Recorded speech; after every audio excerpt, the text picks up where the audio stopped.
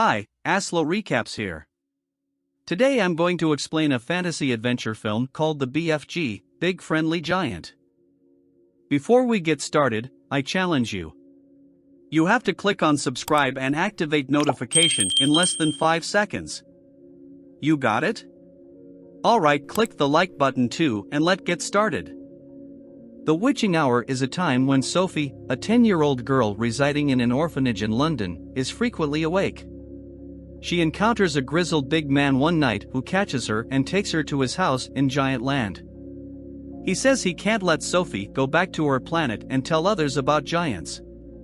The 9 much larger giants may devour her if she ventures out on her own. The giant creates a nightmare in his dream factory to frighten Sophie out of her sleep and persuade her to stay with him.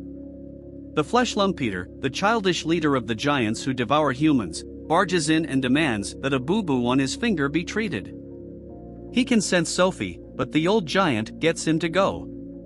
The amiable giant is convinced by Sophie to accompany her to see Dreamland. After the blood bottler proposes they frolic, they bully the friendly giant after unintentionally rousing the other giants.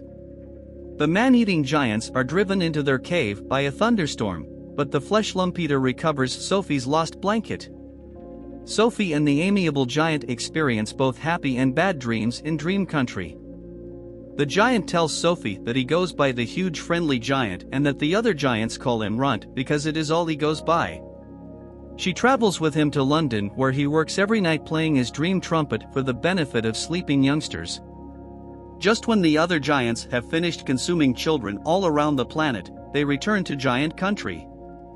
The BFG leaves Sophie outside of her orphanage after realizing she has lost her blanket and is now visible to the other giants.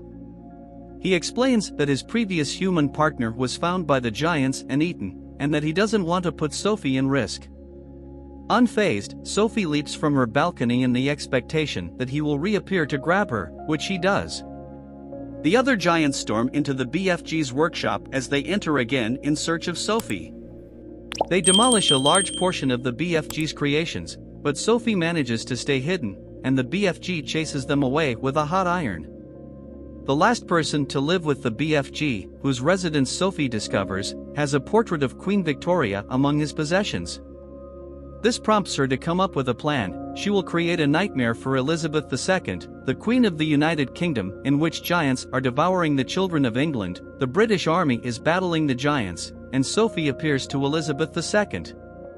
Delivering the nightmare to the Queen when she is sleeping, Sophie and the BFG visit Buckingham Castle. The Queen awakens to discover Sophie on the windowsill, along with members of her servants Mary and Mr. Tibbs. The child-eating giants are real and need to be stopped, she explains as she introduces them to the BFG. The BFG and Sophie accompany the soldiers of the Queen to Giant Kingdom after sharing their favorite beverage, the bloating-inducing frobscottle, at a huge breakfast. The BFG intends to use a nightmare to surprise the man-eating giants, but he has forgotten his dream trumpet. The Flesh Lump Eater confronts Sophie as she enters the world of the giants carrying the nightmare.